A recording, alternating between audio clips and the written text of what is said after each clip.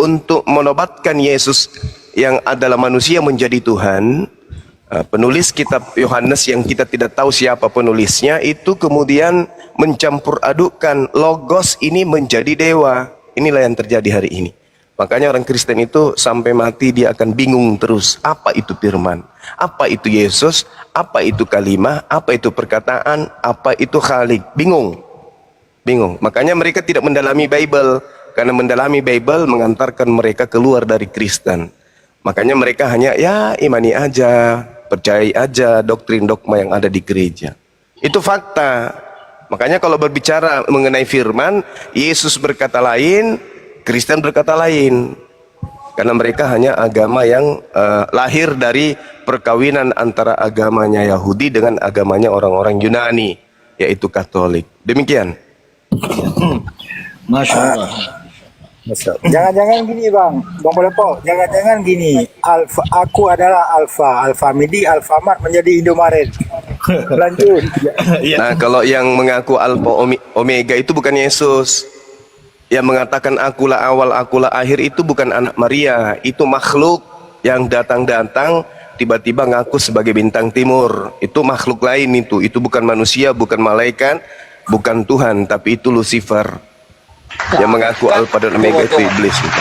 Karena kalau firman menjadi manusia itu 14 itu benar apa enggak? Bang Juma. Benar itu. Betul. Iya, terus Sama seperti Matius 4 nomor 4. Makhluk Kita ini itu juga ada kita ini perbedaan makhluk. dua. Kita berasal dari Ya kan? Tunggu, perbedaan ada Apa dua. tuh? Apa? Makhluk hidup itu hewan sama manusia. Makanya Allah berfirman. Ya kan? Allah berfirman, Ya, iya. menciptakan Sudah langit betul dan itu. bumi Sudah dan betul segala itu. isinya. Iya, terus Iya betul, termasuk Yesus. Iya, Makanya kenapa bilang makhluk? Yesus itu makhluk. Kan firman Yesus itu menjadi makhluk. manusia. Kan udah jelas kan di Ya, firman. Sekarang saya tanya, Udah jelas. apakah ini bisa dialog nggak sih? Apakah Anda yakin dan percaya ucapan Yesus di dalam Matius 4 nomor 4, manusia semuanya tercipta berasal dari firman? Percaya enggak? Berasal dari firman. Ya. Yesus berasal dari mana? Iya. Yesus itu datang dari Allah, melalui dari Allah, Roh Kudus. melalui Roh Kudus. melalui firman. Roh Kudus, Bang Juma. Tadi Anda mengatakan firman Iya, itu Roh menjadi Kudus. manusia. Firman itu menjadi manusia. Iya kan tadi situ bilang makhluk, nggak tahu. Kamu nggak tahu ya kan? Benar? Oh, jalan Tadi bilang belakang. di situ Ini nggak diskusinya tahu. kenapa kan, ini? nggak- Ngomong Iya, apa? kamu bilang Anda nggak ngomong tahu. sendiri. Ya, Gus. Apa Begini. Apakah Saya Anda ngomong sama Bang Juma di situ tadi saya dengar gitu loh. Diam dulu. Yesus Gus. itu Makanya saya makhluk. ambil dari firman. Yesus itu makhluk. Yesus itu makhluk. Percaya atau tidak? Makhluk itu saya Anda jangan gila dong. Jangan pamer kegilaan, memalukan. Yesus itu sebenarnya makhluk. Kita dapat. Yesus itu makhluk. Mampus kau ke gereja, colok pantatnya King Rikar, bapak angkatnya siapa Topi. Di dalam 1 Korintus 15:48, Yesus adalah makhluk yang sama dengan makhluk-makhluk surgawi. Nggak bisa Anda lolos karena kalian itu adalah penganut agama pagan. Kristen itu agama pagan. Kalau ada pendeta di Indonesia yang mau berhadapan langsung dengan Bang Suma, silakan. Saya akan buktikan, saya akan paparkan melalui Bible, melalui Al-Quran, Kristen agama paganisme yang membungkus diri dengan ajaran Yahudi. Makanya ada aksesoris bernama Perjanjian Lama. Itu aksesoris untuk menutupi agama Kristen itu adalah agama paganisme. Titik. Siapa yang mengatakan itu? Zulkifli Emabas Official. Ada yang keberatan? Lapor. Kita ketemu, kita buktikan. Kalau Kristen selama ini penyembah makhluk. Selesai kan? Masya Allah. Jadi begini Bang Suma, saya juga agak membingungkan mereka ini kan. Dalil-dalil yang sudah eksplisit ya, eksplisit primer lah ya, tentang siapakah Yesus itu sebenarnya. Lalu dipatahkan oleh dalil-dalil yang sifatnya sekunder. Contoh di John 1:1. Iya. Itu gimana kan? Disebabkan karena makhluk berbisik kepada Paulus. Apa yang dikatakan oleh makhluk tersebut kepada Paulus? Di manakah orang berkhidmat? Di manakah ahli Taurat? Di manakah pembantah dari dunia ini? Bukankah Theos telah membuat hikmat dunia ini menjadi kebodohan? Makanya ajaran mereka diajarkan wajib hukumnya bodoh dulu. Nggak boleh mendalami Bible pintar, nggak bisa. Harus bodoh dulu berdasarkan 1 Korintus 1 nomor 20 atau 1 Korintus 1 nomor 19. Wajib hukumnya bodoh. Wajib hukumnya goblok, wajib hukumnya tolol kalau mau belajar tentang kekristenan. Siapa yang mengatakan itu? Zulkifli Mabas official. Tidak mau terima, lapor, kita ketemu di situ. Sederhana bukan? Oke Bang, kita sapa Bang dulu. Suma. Kepas, selamat siang. Selamat siang Pak Ustadz, selamat siang Bapak-Bapak sekalian. Ya, Pak Kepas. Bos, atur dulu aku dengan Bang Suma nih. Bisa? Oke, bisa. Jadi kita gantian aja ya. Silakan Bang ditanggapi topik kita John 17:8 karena disinilah yang melenceng ajaran itu ketika firman itu dikatakan bahwa ya Allah itu sendiri. Lanjut, ditanggapi dulu Bang King. Lanjut. Gini ya, aku kasih tahu dulu ya. Yesus itu gini dulu ya. Saya dari awal dulu ya. Bapa ya, Kristen menyembah satu Tuhan, yaitu Bapa yang Esa, yang Ahad, ya, yang tunggal adalah Bapa sebagai pencipta. Bapa ini mempunyai firman. Firman itu adalah perkataannya Bapa. Kalam, ya, perkataannya Bapa. Firmannya itu menjadi manusia, mengambil wujud manusia dalam diri Yesus. Jadi Yesus adalah firmannya Bapa, ya, mengambil wujud manusia. Di Yohanes 1 ayat 14. Jadi Yesus adalah firman-Nya Bapa, perkataannya Bapa yang jadi manusia. Jadi Yesus adalah firman yang hidup. Firman yang hidup, bukan firman hasil ciptaan, bukan. Gitu Bang. Jadi Yesus itu firman yang hidup. Jadi kalau dikatakan segala firman yang telah Engkau berikan kepada aku, telah aku sampaikan kepada mereka. Jadi firman itu, firman yang hidup itu sebagai utusan menyampaikan, menerima firman dari Bapa sebagai pencipta dan disampaikan kepada murid-muridnya, kepada semua orang. Maksudnya gitu Bang. Silakan Bang Suma. Iya, baik. Kalau berbicara mengenai firman, di dalam Mazmur 33 nomor 9 itu sudah sangat jelas. Fungsi firman itu kayak apa pada diri Tuhan. Dan juga dalam Yesaya 55 nomor 11, siapa firman pada diri Tuhan? Firman yang adalah kalam, yang kemudian merupakan sifat yang melekat pada diri Tuhan, adalah kemampuan, kemahaberkataan Tuhan. Itu disebut kalam.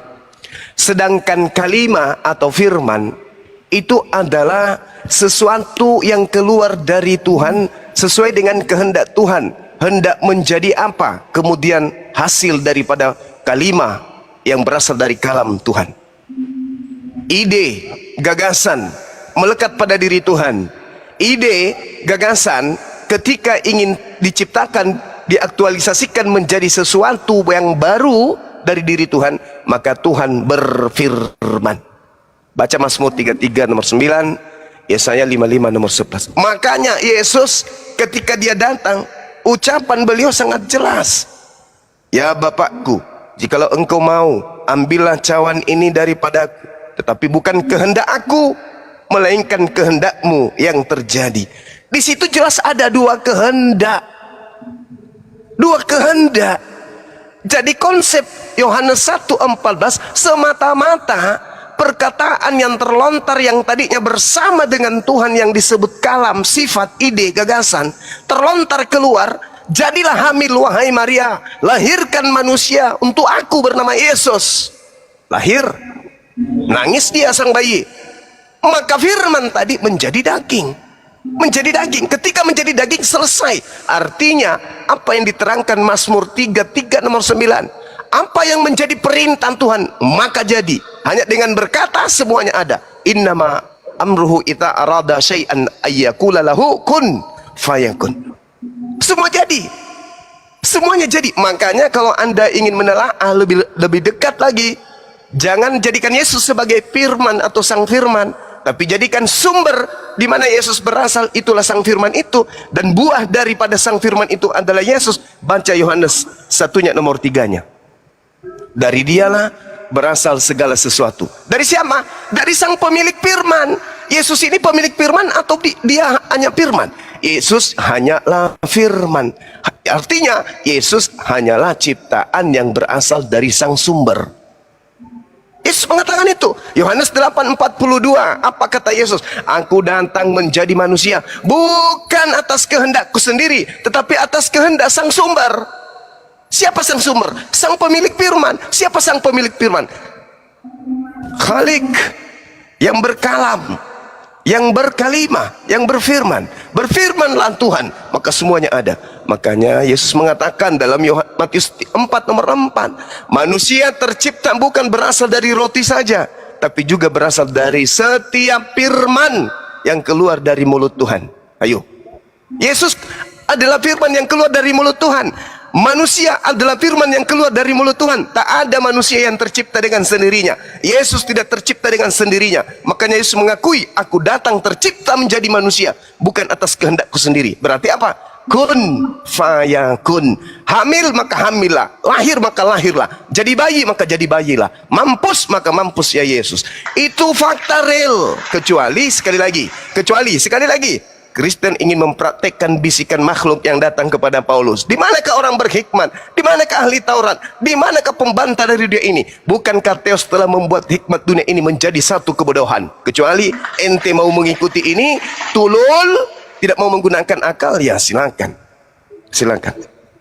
Silakan datang habis, silakan. Oke, Bang Suma gini. Yesus itu adalah logos.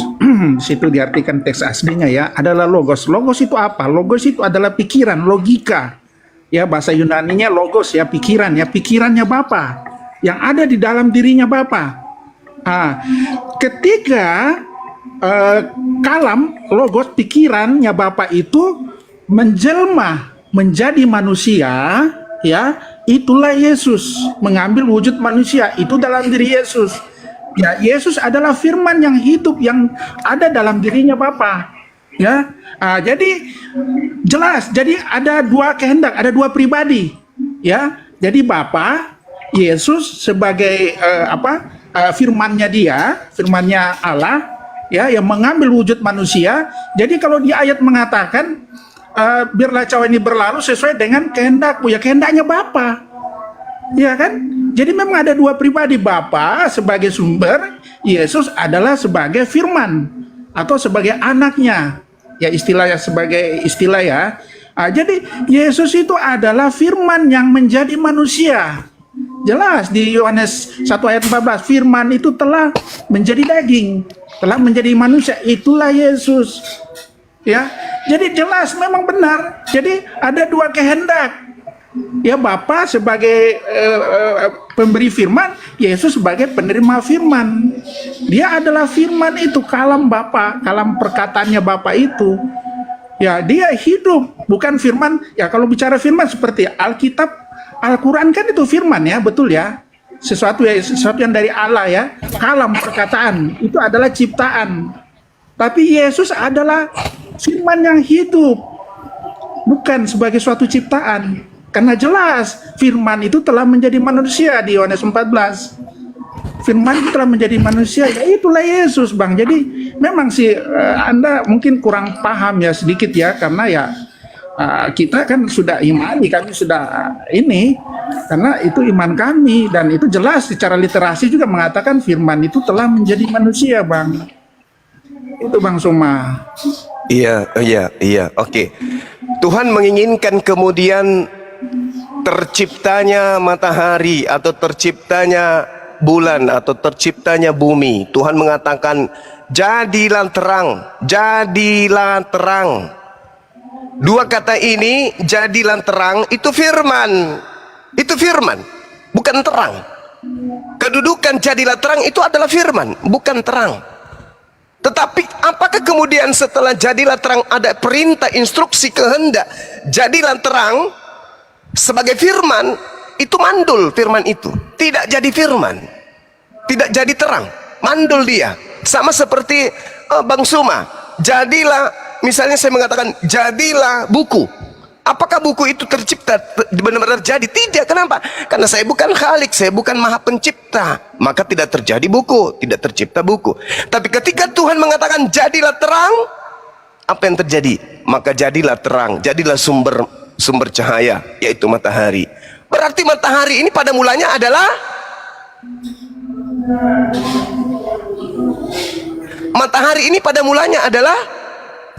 Firman. firman. Sederhana kok itu. Makanya Bible, Al-Quran, Injil, Torah, Zabur itu pada mulanya adalah firman, menjadi kitab. Siapa bilang Injil itu bukan firman? Firman. Siapa bilang kemudian Torah itu bukan firman? Firman. Siapa bilang Al-Quran itu bukan firman? Itu firman. Firman yang menjadi buku. Yesus firman, firman yang menjadi manusia. Bang Suma firman, firman yang menjadi Bang Suma manusia. Bumi ini firman yang menjadi bumi. Segala sesuatu berasal dari firman. Mana di Al-Quran? Innama amruhu ita arada syai'a. Di mana di dalam Bible? Sederhana. Yohanes 1 nomor 3. Segala sesuatu dijadikan oleh dia. Mazmur 33 nomor 9. Yesaya 55 nomor 11.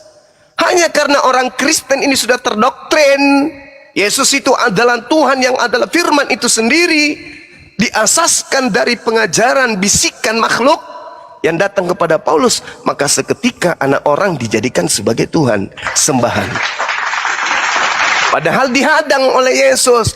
Enyahlah daripadaku, aku tidak mengenal kalian, kalian semua adalah pembuat kejahatan. Dihadang oleh Yesus. Tapi apakah saudara Kristen ini sadar, bergeming dengan itu? Tidak. Kenapa? Karena pada diri mereka sudah bertengger, sudah dicengkeram oleh makhluk yang menyebut dirinya dengan bintang timur. Susah, sulit untuk keluar dari sana, kecuali mereka yang menggunakan akal. Al-Quranul Karim menjelaskan begini. Bismillahirrahmanirrahim. Wala tad'u ma Allah ilahan akhara la ilaha illa huwa. Kullu syai' halikun illa wajha. Lahul hukmu wa ilaihi turja'un. Dan jangan pula engkau sembah Tuhan selain daripada Allah. Tidak ada Tuhan yang berhak disembah selain Dia. Segala sesuatu pasti binasa kecuali Allah. Yesus binasa, ya. Segala keputusan menjadi wewenangnya, ya. Dan hanya kepadanya kamu dikembalikan. Di mana Yesus diceritakan binasa? Di dalam kitabnya saudara Kristen. Tertulis di manakah dia itu? 1 Korintus 15 nomor 28. Tetapi segala sesuatu telah ditaklukkan di bawah Yesus, maka ia sendiri sebagai utusan Tuhan, sebagai anak Tuhan, sebagai hamba Tuhan, akan menaklukkan dirinya sendiri di bawah Tuhan yang telah menaklukkan segala sesuatu di bawahnya, supaya Allah menjadi semua di dalam semua. Jelas. Yesus pun takluk, Yesus pun dibinasakan. Hanya ada satu yang tidak binasa, yaitu Allah. Kullu syai' haliku illa wajha. Segala sesuatu binasa kecuali hanya Allah. Yesus binasa, Yesus menaklukkan diri kemudian, dan hanya ada tinggal Allah saja. 1 Korintus 15 nomor 28. Jadi Kristen ini hanya karena kebodohan saja yang sudah disetting oleh Paulus sehingga mereka keadaannya kayak begini. Di manakah hikmat orang-orang berhikmat? Di manakah ahli Taurat? Di manakah pembantah dari dunia ini? Bukankah Theos telah membuat hikmat dunia ini menjadi kebodohan? Jadi kebodohan menurut Kristen adalah hikmat Tuhan. Maka untuk demi hikmat Tuhan, mereka wajib hukumnya menjadi bodoh. Sehingga memahami Bible pun harus dengan akal-akalan saja. Demikian. Lanjut, silakan betul. Menurut Suma ya, nggak apa-apa. Jadi gini Suma, boleh kasih bertanya Bang Suma? Boleh kan, dari dulu kerjanya cuma gitu Bang, silakan. Iya, enggak. Anda kan kalau bertanya kan sudah sering ya. Sekarang giliran Kristen mau bertanya nih. Saya bertanya dengan ayat di Al-Quran ya. Tolong dicatat ya. Surat Al-Ma'arij. Pasti Bang Suma tahu ya. Ayat 1 sampai 5. Surat Al-Ma'arij ayat 1 sampai 5. Apakah saya yang bacakan? Boleh ya? Silakan. Saya langsung terjemahan ya. Ya, silakan. Saya langsung terjemahan. Seseorang, ayat 1 ya. Seseorang bertanya tentang asap yang pasti terjadi. Ya. Ayat 2. bagi orang-orang kafir yang tidak seorang pun dapat menolaknya. Ya. Ayat 3, asap dari Allah yang memiliki tempat naik. Ya. Ayat 4, para malaikat dan Jibril naik menghadap kepada Tuhan dalam sehari setara dengan 50.000 tahun. Ya. Sehari setara dengan 50.000 tahun ya. Ayat 5-nya yang terakhir, maka bersabarlah engkau Muhammad dengan kesabaran yang baik. Jadi gini Bang, maksud dari ayat ini kalau dirangkum ya, bahwa di situ dikatakan asap kepada seseorang ya, tak seorang pun dapat menolaknya. Ya, pasti akan terjadi. Tapi di ayat keempat di sini Bang Suma dikatakan ya, para malaikat dan Jibril naik menghadap Tuhan dalam sehari setara dengan 50.000 tahun bagi kita. Kalau bagi malaikat ya itu 1 hari. Kalau bagi kita manusia itu 50.000 tahun. Jadi ketika seseorang yang dikena asap, yang ingin dikenakan asap dari Allah, ya kan, malaikat menghadap Allah itu setara dengan 50.000 tahun bagi kita, ya. Makanya muncul di ayat kelima mengatakan, maka bersabarlah engkau Muhammad dengan kesabaran yang baik. Pertanyaan saya Bang Suma, pada saat Baginda Muhammad menerima firman dari Gua Hira, ya, yang dari Jibril ya, dan kepada Muhammad, kemudian Jibril naik ke atas bertemu dengan Allah SWT ya, itu buat kita manusia itu setara dengan 50 tahun. Jadi malaikat Jibril yang datang lagi ke dunia bertemu dengan Muhammad umurnya sudah berapa Bang Zuma? Coba ini secara logika ya. Paham ya maksud saya ya? Ya, paham. Jadi Jibril ke atas itu setara dengan 50 tahun. Baginda menerima firman itu di umur 40. Jadi setelah Baginda menerima firman dan Jibril kembali ke dunia bertemu dengan Muhammad, Baginda umur berapa Bang Suma? Coba Bang Suma. Ini pakai logika. Silakan Bang Suma. Oke, baik. Jadi yang pertama yang Anda pahami di sini, hitungan manusia dengan hitungan Tuhan. Nah, ini menggelikan ya. Ketika Allah Subhanahu wa taala menjelaskan ta'rujul malaikatu warruh ilaihi fi yaumi kana miqdaru hamsina alfasana. Para malaikat Jibril menghadap kepada Tuhan dalam sehari. Dalam sehari loh. Sudah dijelaskan di situ. Dalam sehari dengan setara 50.000 tahun hitungan manusia. Sekarang permasalahannya ketika kemudian penerima penyampaian wahyu ini jelas yang menghendaki adalah Allah. Maka hitungan yang digunakan adalah hitungan Allah, bukan hitungan manusia. Sama seperti ketika Allah Subhanahu wa taala memperjalankan baginda Rasulullah Muhammad sallallahu alaihi wasallam. Subhanalladzi asra bi 'abdihi lailan minal masjidil harami ilal masjidil aqsa. Ini yang memperjalankan bukan Rasulullah, tapi yang memperjalankan adalah Allah. Dijawab dalam Al-Qur'an, yudabbirul amra minas sama ilal ard, thumma ya'ruju ilaihi fi yaumin kana miqdaru alfasana mimma ta'uddun. Dia Allah mengatur segala urusan dari langit ke bumi. Kemudian urusan itu naik kepadanya dalam 1 hari. Coba, dalam 1 hari urusan di atas muka bumi ini bagi Allah hanya sehari kadarnya adalah 1000 tahun menurut perhitunganmu. Menurut perhitungan manusia 1000 tahun, menurut perhitungan malaikat 50.000 tahun, menurut perhitungan Tuhan Allah hanya sehari. Jadi urusan pewahyuan kepada baginda Rasulullah Muhammad SAW itu adalah urusan Allah. itu adalah kadar Allah. Maka yang berlaku pada masa itu adalah kadar Allah. Kalau hitungan manusia kita dalam pandangan Allah itu hanya sekian detik saja selesai. Kenapa? Karena bagi Allah segala urusan langit dan bumi itu hanya sehari kadarnya. Al-Quran mengatakan itu. Yudabbirul amra minas sama ilal ardi thumma ya'ruju ilaihi fi yaumin kana miqdarul alfasana. Jelas itu Al-Quran surah As-Sajdah ayat 5. Jadi Anda tidak bisa kemudian mengukur Nabi Muhammad berapa usianya. Hai, pewahyuan itu adalah urusan Allah. Maka hitungan yang dipakai adalah kadar yang ada pada diri Allah. Dia mengatur segala urusan dari langit ke bumi. Kemudian urusan itu naik kepadanya dalam satu hari yang kadar lamanya adalah 1000 tahun menurut perhitunganmu. Kalau perhitungan kita memang 1000 tahun, tapi perhitungan Allah itu hanya sehari. Makanya Nabi Isa atau yang kalian sebut Yesus itu, kenapa dia tidak mati disalib? Karena dia diselamatkan oleh Allah ke langit. Jadi usia Yesus atau Isa di langit hari ini baru 2 hari hitungan Tuhan. Yesus di atas langit itu baru 2 hari hitungan Tuhan. Makanya dia masih hidup. Jadi nanti dia turun ke muka bumi ini masih hidup. Kenapa dia harus turun? Karena dia harus mati di bumi, bukan mati di langit. Jadi bagi Allah, Yesus itu usianya di langit baru 2 hari. Itu adalah hal kecil bagi Tuhan. Demikian. Oke, semua. Saya mengikuti pikiran Anda mengatakan itu kan pikiran hitungan Allah ya, yang dipakai ya.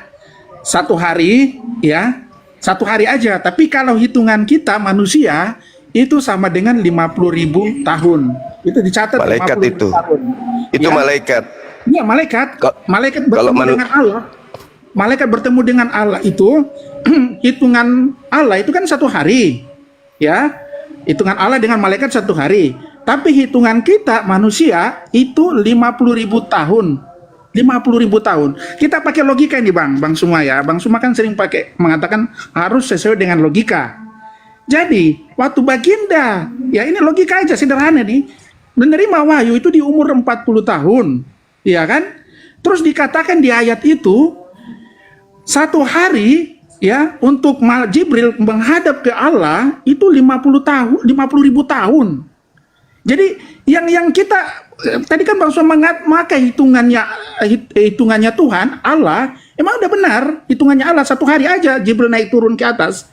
Tapi kita manusia ini kan baginda kan manusia, dia yang menerima wahyu nih ya diterima dari Jibril, ya kan? Kemudian Jibril datang lagi ke bawah, itu kan 50.000 tahun lagi hitungan manusia, ya kan? Makanya muncul ayat kelima mengatakan bersabarlah engkau Muhammad. Itu. Jadi ada kata bersabarlah engkau Muhammad. Jadi begitu lamanya. Oke lah, nggak usah hitung sampai 50.000 tahun lah. 1000 tahun aja lah. Ya.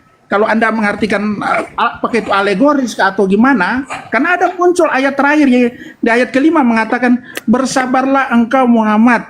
Ya. Karena di situ kan ayat ini ditujukan sebenarnya itu kepada orang yang kafir ya. Untuk yang menerima azab ya, karena azab itu kan sesuatu yang lama gitu kan, lama ya orang bisa kena azab itu.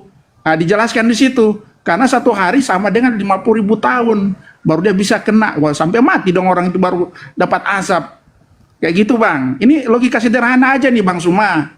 Coba menurut Anda gimana itu 50.000 tahun ya? Kita pakai hitungan manusia juga karena kan baginda kan manusia, ya kan? Kalau Jibril dengan Tuhan kan 1 hari ya, tapi beliau menerima firman itu masa 50.000 tahun? Nggak usah lah 100 tahun aja lah. Atau ada penafsiran lain yang dimaksud dengan itu? Silakan dulu Bang Suma. Oke. Di Jakarta ada orang yang menunggu barang berupa sepeda. Ada 2 kurir dari Makassar. Kurir yang pertama menggunakan kapal laut. Kurir yang kedua menggunakan pesawat.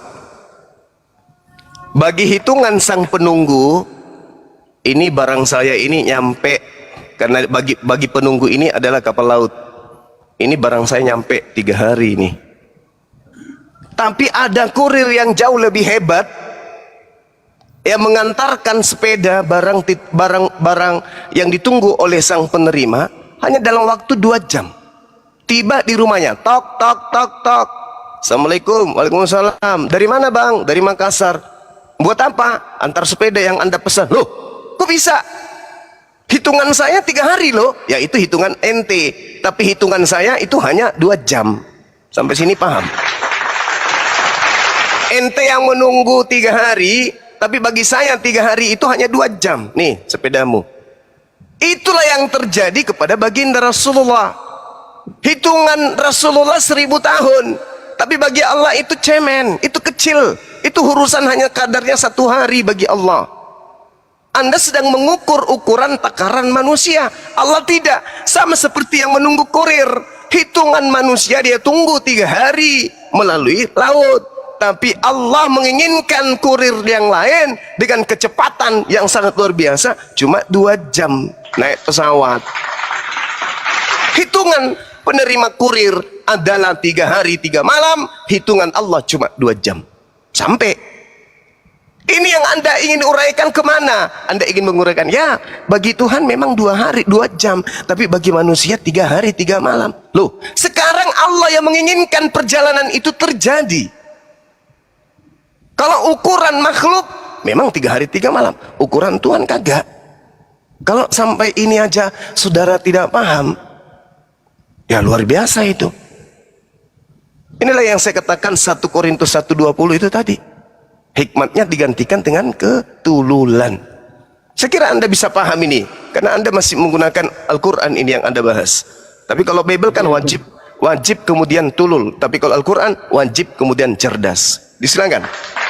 Oke, gini Bang semua. Yang Anda memakai tadi Izin sedikit host Kang Richard. Ya. Tabedeng, Zuhur mau lanjut atau bagaimana? Iya, Mau rehat dulu? saya sholat dulu 10 menit. Habis itu silakan kita lanjut lagi. Diambil alih dulu 10 menit ya. Ya. Siap. 10 menit insya Allah. Ya. Oke, Silakan. Oke. Ya, lanjut Kang Richard.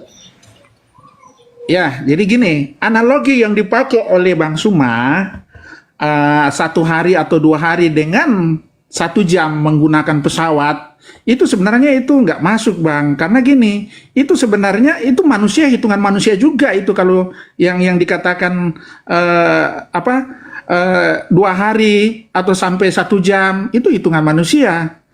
Ya, ini yang tertulis, ini yang tercatat, ini jelas sekali nih 50.000 tahun.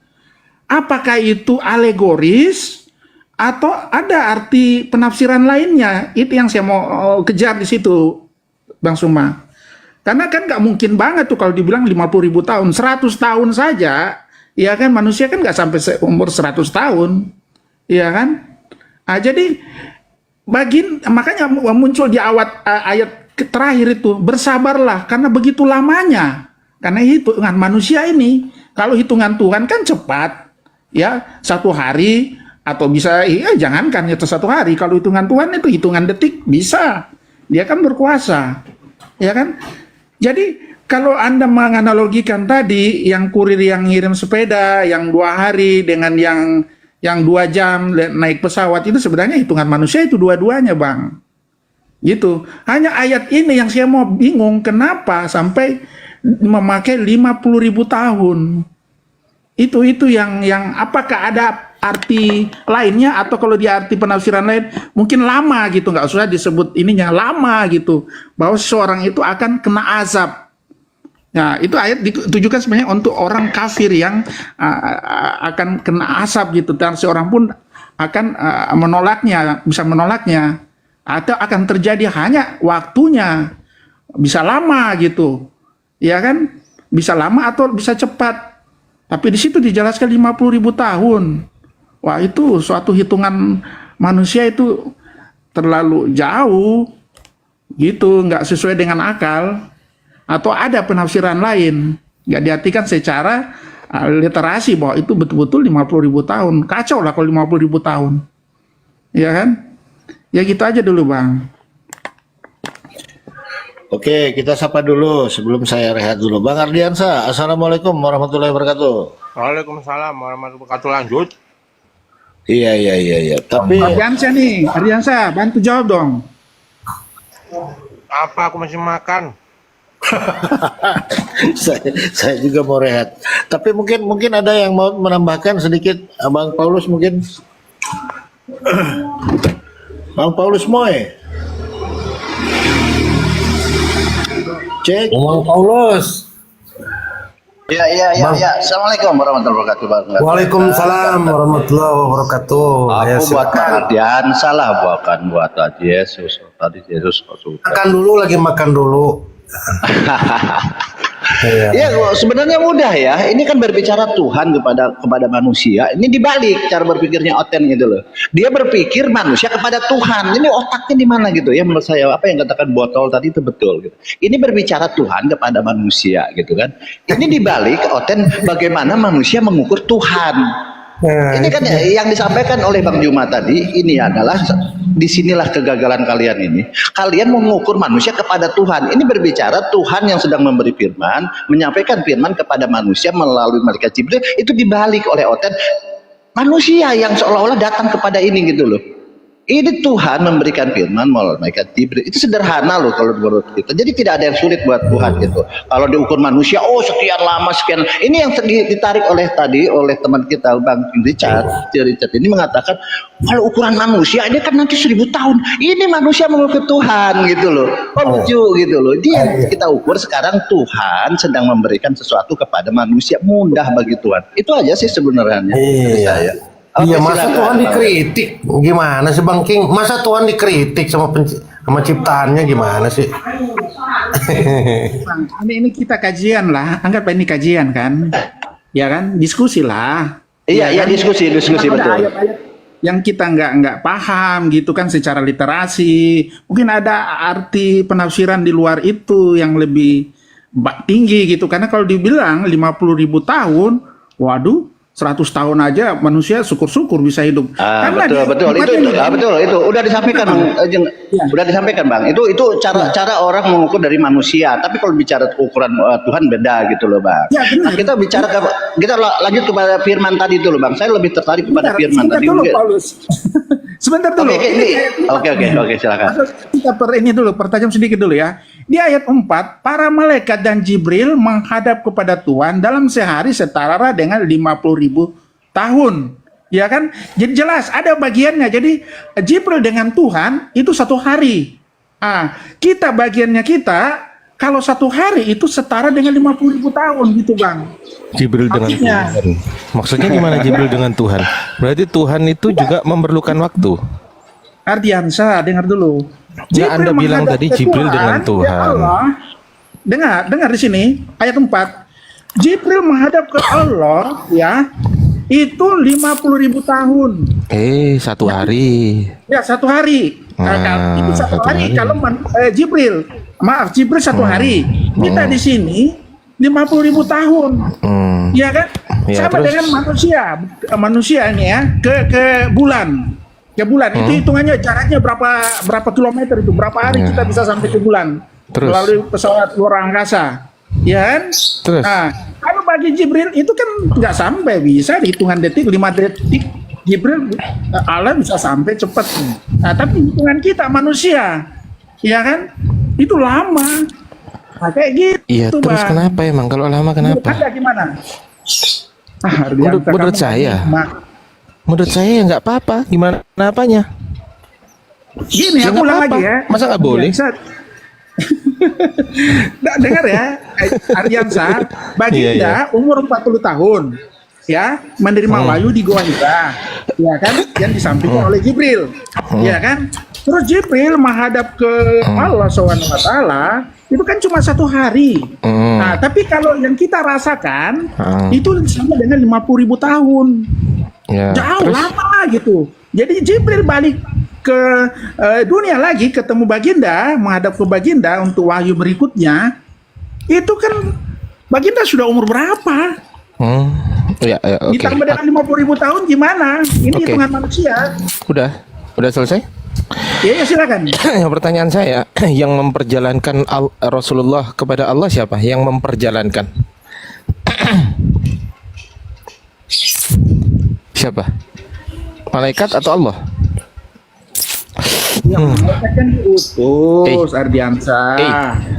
Malaikat malaikat diutus kepada Berarti Rasulullah naik malaikat gitu. Malaikat turun ke dunia ketemu baginda itu kan cuma 1 hari. Sebentar di Ardiansa, ini pertanyaan ini katanya mau jawab aku. Bertanya pendek dong, santai Iya, saya aja. bertanya pendek. Saya Jadi bertanya saya pendek. perjelas. Nggak perlu. Ya kan? Nggak Jadi perlu. Dengerin dulu jelas, aja. dia Dengerin itu dulu, sama dengerin dengan dulu. 50.000 tahun. Dengerin dulu. Iya, makanya Dengerin dulu. Ini cukup jawab pertanyaan saya secara pendek gitu loh. Yang memperjalankan Rasulullah ke Allah siapa? Iya, Allah yang memerintahkan Jibril. Berarti Rasulullah menaiki Jibril gitu. Bukan menaiki Jibril. Nah, terus Jibril menaiki Rasulullah gitu. Jibril datang ketemu baginda di Gua Hira. Nah, terus naiknya pakai apa? Pertanyaannya gimana? Kemana-mana ini. Naiknya pakai apa naiknya? Naiknya gimana?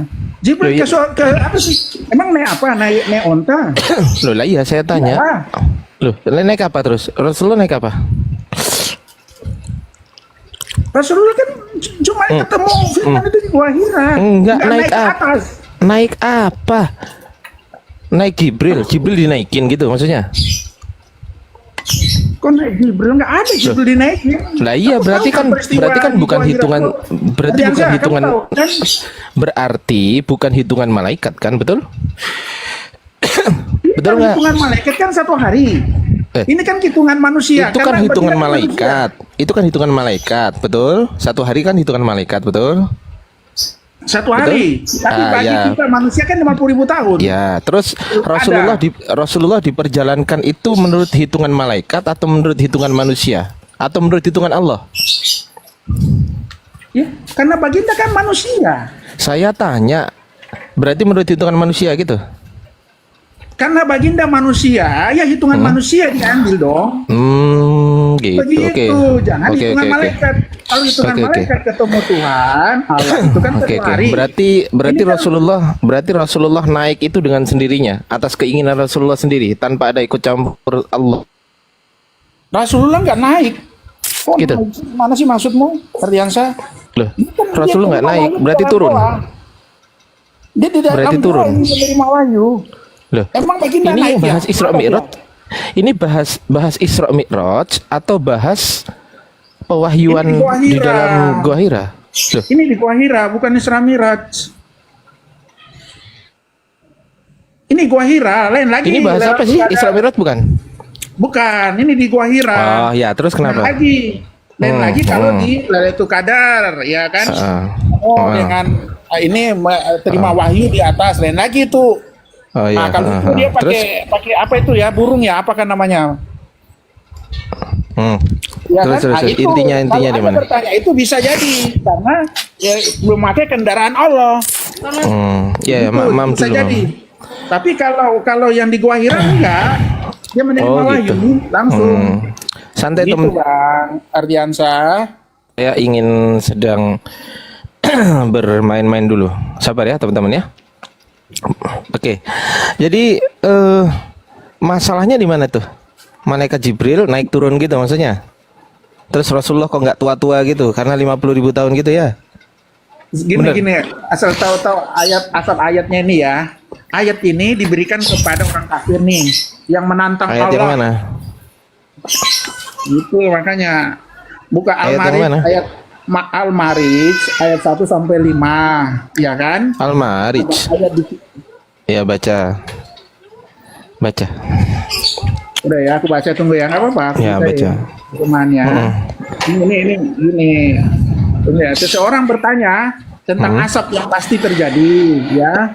Bagi orang kafir, tidak seorang pun dapat menolaknya. Ya, ayat kita.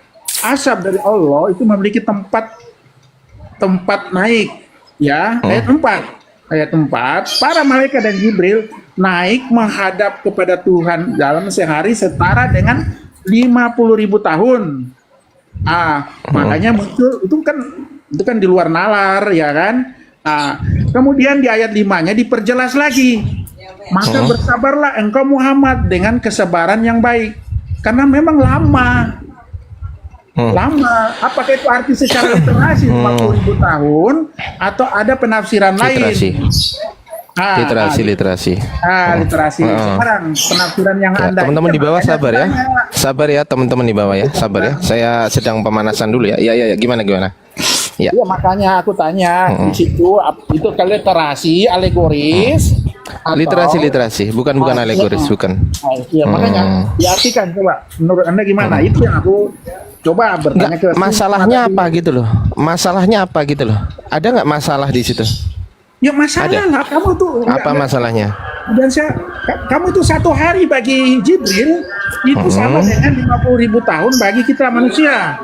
Paham ya? Terus? Jadi kalau Jibril turun lagi ke dunia itu 50.000 tahun. Baginda sudah umur berapa? Oh gitu. Paham Terus ya? masalahnya di mana? Ya masalahnya nggak sesuai dengan logika. Oh nggak sesuai dengan logika. Iya, Oh kan gitu. 50.000 tahun. Jadi dia terima wahyu lagi dari Jibril. Oh iya. Dia utus dari Allah. Ya, kalau Iya, kan? iya, saya belum masuk ke dilatasi Dari orang waktu sebenarnya 40. teman-teman ya. Gini. Umur 40 dia 50.000 Gurunda udah. tahun dia umur berapa? Afwan Gurunda, assalamualaikum Gurunda, mohon maaf Gurunda. Waalaikumsalam warahmatullahi wabarakatuh. Sebentar Mohon maaf, lagi ya, Gurunda. Dek. Saya sebentar lagi, Dek, mau ke Siap, gunung. Gurunda. Nanti dilanjutkan. Siap, Ya, Gurunda. kita sudah menjelaskan, kita sudah memaparkan, tapi umat Paulus ini tetap aja dengan logikanya sendiri. Ya, cuma nggak apa-apa. Menurut Padahal kajian saya itu literasi. sabar dulu. Silakan, Bang Suma. Padahal Tuhan Menurut itu kajian tidak saya itu literasi. Tuhan itu tidak ada yang mustahil baginya, itu pasti. Nah, sekarang giliran saya bertanya dengan materi yang sama. Boleh ya? Nggak apa-apa, silakan. Oke, baik. Di dalam kitab saudara 2 Petrus 3 nomor 8, 1 hari bagi Tuhan itu sama seperti 1000 tahun. Oke? Ada. Oke. Nah, sekarang saya tanya.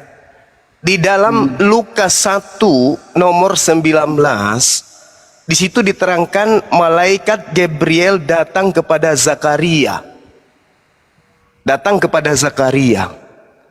Nah, di bulan ke-6 Gabriel naik lagi ke langit, kemudian turun lagi berurusan dengan Maria. Berapa jarak usia antara Zakaria dengan Maria? Jawab. Gitu. Ya. Begini, Suma. Ya, Di situ silakan. kan tidak ada ayat penjelasan 1 hari sama dengan 50.000 tahun. Itu Tidak ada. dikatakan 1000 tahun. 1000 tahun. Ada dalilnya. Coba Anda baca. Ada dalilnya, tapi tidak Coba Anda baca. dijelaskan. Jangan menangis dulu, Konteksnya saudara. berbeda. Jangan Nah, Anda konteksnya menangis berbeda. dulu. Sebentar, Di situ konteksnya jelas berbeda. sabar, saya jelaskan ayatnya dulu, dalihnya dulu, bukan ayat. Dalihnya saya ajarin Anda dulu. Di terjemahan lama jelas dikatakan, perkara yang satu ini jangan kau lupakan, hai segala kekasihku, bahwa 1 hari kepada Tuhan sama seperti 1000 tahun. 1000 tahun kepada siapa? Kepada manusia. Sekarang pertanyaan saya, ketika Gabriel datang kepada Zakaria, itu kan bukan ukuran manusia, ukuran Tuhan kan, tapi ukuran manusia kan. Lalu kemudian Gabriel datang juga kepada Maria pada bulan ke-6. Pertanyaan saya, jarak antara Zakaria dengan Maria itu harus 1000 tahun dulu dong, kalau mengikuti narasi Anda.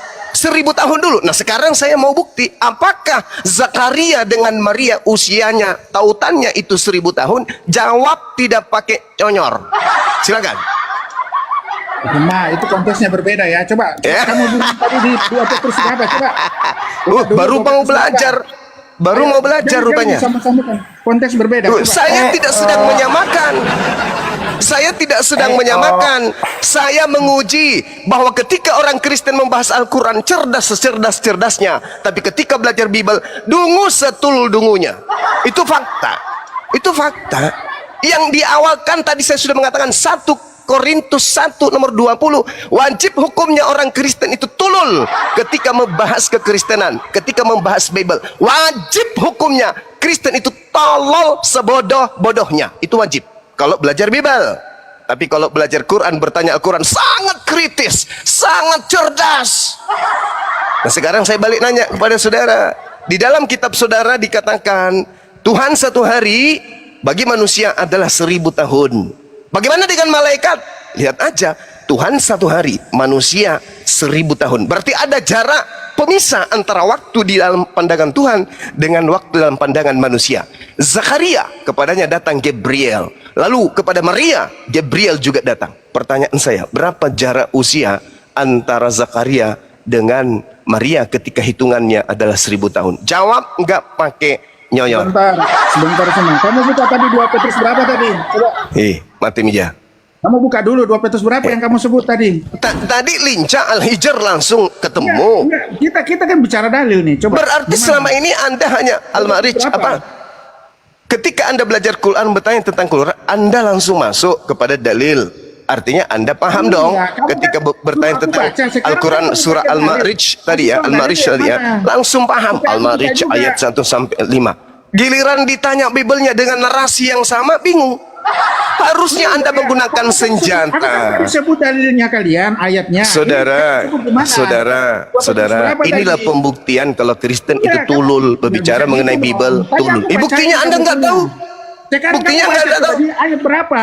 2 Petrus Ketika berapa? saudara bertanya tentang Al-Ma'rij, lantas saya membawa Al-Isra, saya bawa surah apalagi As-Sajadah sebagai tameng untuk mengajari dan menguliti isi kepala Anda terhadap Quran, ya kan? Seharusnya Anda turun perang, seharusnya ketika Anda turun perang, Terus berapa? perang logika, perang kebenaran, Anda punya Nggak usah senjata. narasi framing Bang Suma.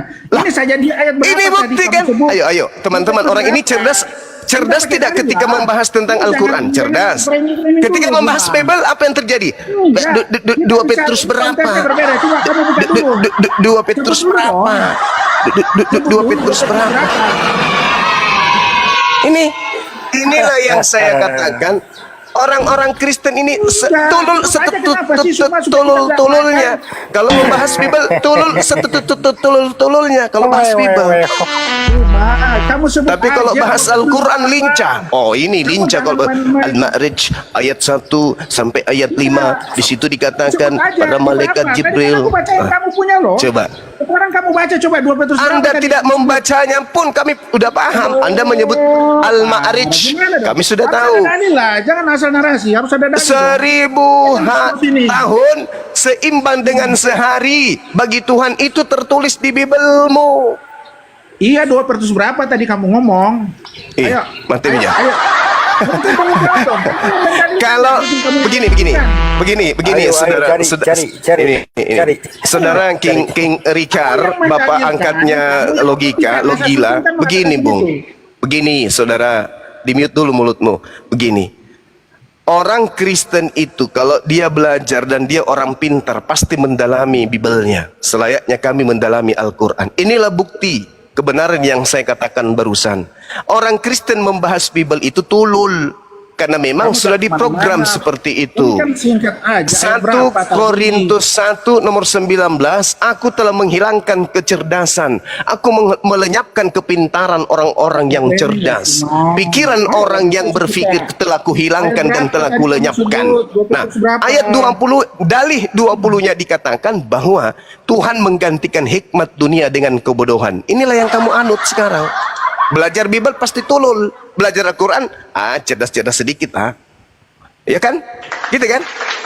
Tapi giliran bahas Bibel tulul. Udah disampaikan bagi Tuhan dalam Bibel 1 hari serara dengan 1000 tahun. Masih bertanya 2 Petrus surah apa, 2 Petrus surah apa, 2 Petrus. Berarti selama ini Anda tidak mendalami Bible. Itu bukti. Kamu bisa hafal semua juga ayat kalian? Enggak juga kan? Tapi ketika Anda bertanya tentang Al-Quran, minimal kami paham, minimal kami langsung tahu. Ini ratusan ribu ayat ini loh. Ratusan ribu ayat. Dan Kamu tinggal sebut saja, kamu yang mendalilkan, kamu yang membuktikan. sekarang saya tanya, pernah tidak Anda dengarkan di dalam Bible 1 hari bagi Tuhan sama dengan 1000 tahun bagi manusia? Tidak pernah. Berarti Anda tidak pernah mendalami Bible. Anda tidak pernah mendalami kitab. Cuma kamu harus membuktikan dong. Nggak boleh begitu asal ngomong. Percuma dong dijadikan guru oleh si Logila.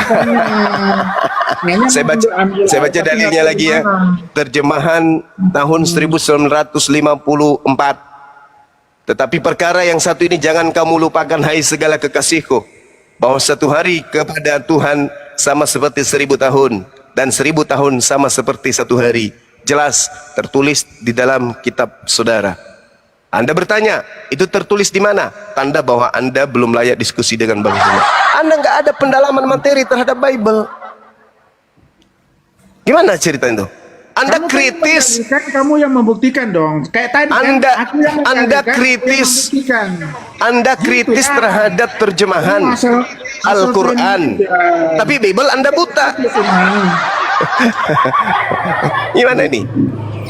Tapi gini Bang Juma, ketika Adam dan Hawa memakan buah pengetahuan di kejadian 2:17, pada hari engkau memakannya pastilah engkau akan mati. Itu katanya di hari Tuhan. Makanya Adam hidup 1000 tahun. Ya itu Beda dia makanya. laginya. Ya, jadi teman-teman, ini pelajaran saudara Islam, saudara Muslim. Ketika Anda bertanya tentang Bible, Anda harus akui diri Anda terjun ke dunia perang logika. Dua agama ini perlengkapi diri Anda dengan senjata-senjata yang bisa kemudian membuka, menyadarkan saudara-saudara Kristen.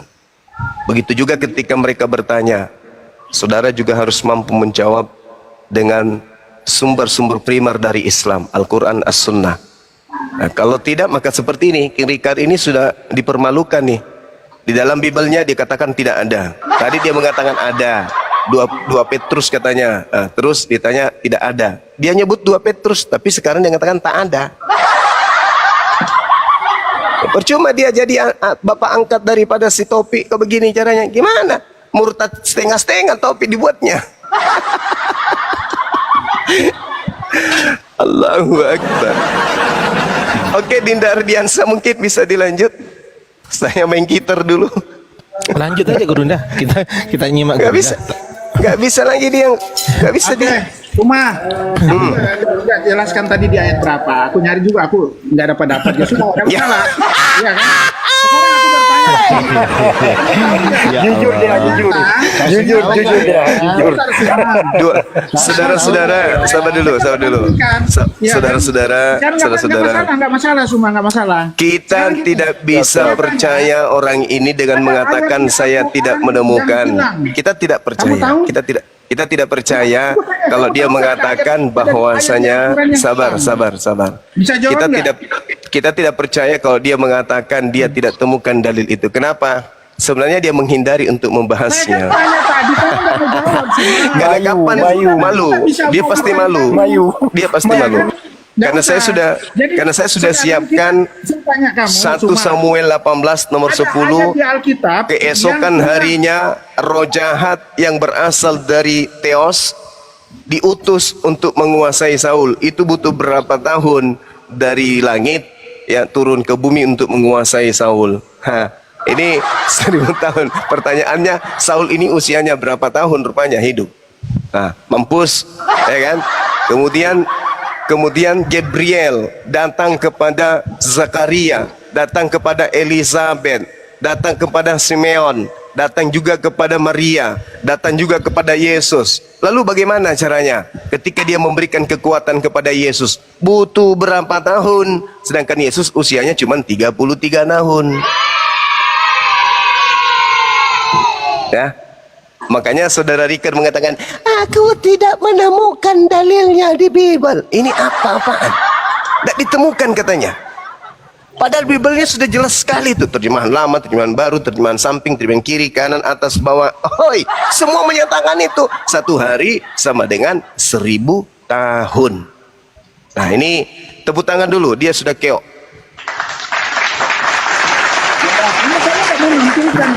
Izin sedikit Bang Suma. Bisa maksa. Sebentar Kang Ya kan? Richard. Mas Bang kamu. Suma kasih tahu nggak ya?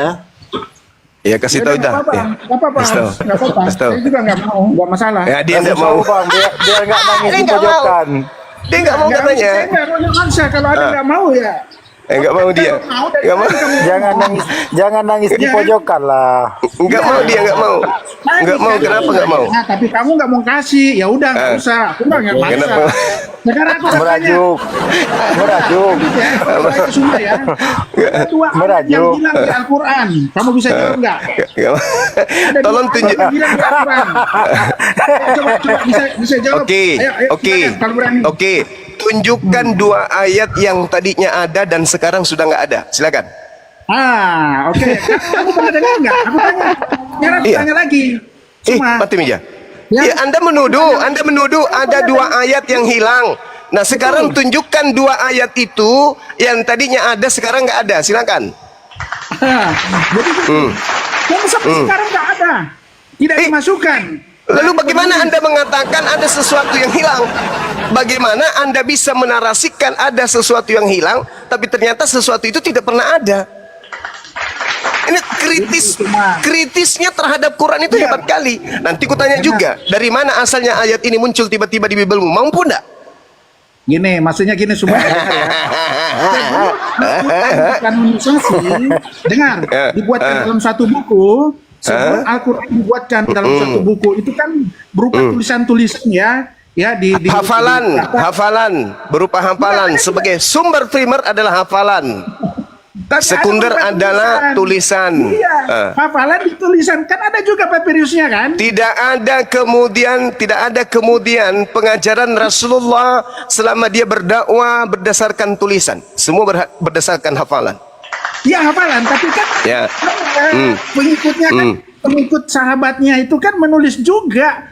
Ada juga berupa papirus. Kamu nggak percaya kalau ada ditulis? Jadi nggak ada papirus yang ditinggalkan. Tapi landasan Ada ya? pembukuan Al-Quran itu bukan itu. Landasan pembukuan itu data primer, hafalan. Iya hafalan. Tapi Nah, terus ditulis jadinya dalam bentuk di pelepah-pelepah kulit pohon, ya kan, di kertas ada juga ditulis. Kamu nggak percaya itu ya? Jadi hafal saja. saya percaya bahwa sumber sekunder dari Al-Quran itu adalah tulisan-tulisan para sahabat. Tapi yang menjadi primer utama adalah hafalan. 22 tahun Rasulullah menghafal dan membimbing para sahabatnya. Menghafal, bukan menulis, tapi hafalan yang menjadi sumber primer daripada Al-Quran. Nah, tolong tunjukkan dua ayat yang dihafal itu yang hilang. Coba. Mana? Oh, jadi gini Suma. Kamu nggak pernah dengar itu ya? Ayat Bingung yang bilang sendiri. itu ya? Enggak, kamu nggak pernah dengar juga. Aku tanya juga kamu. Berarti kamu nggak Bingung tahu. sendiri. Sebagai aku Bingung sendiri. Anda yang menuduh kok. Berarti kamu nggak tahu ada ayat yang hilang. Ya silakan Anda buktikan mana ayat yang hilang itu. Apa bunyinya? Makanya. Apa bunyinya? Berarti kamu juga nggak memahami sejarah. Iya. Anda yang menuduh kok jadi saya yang harus menunjukkan. Bahwa ada ayat yang hilang. Anda mengatakan ada ayat di Al-Quran hilang.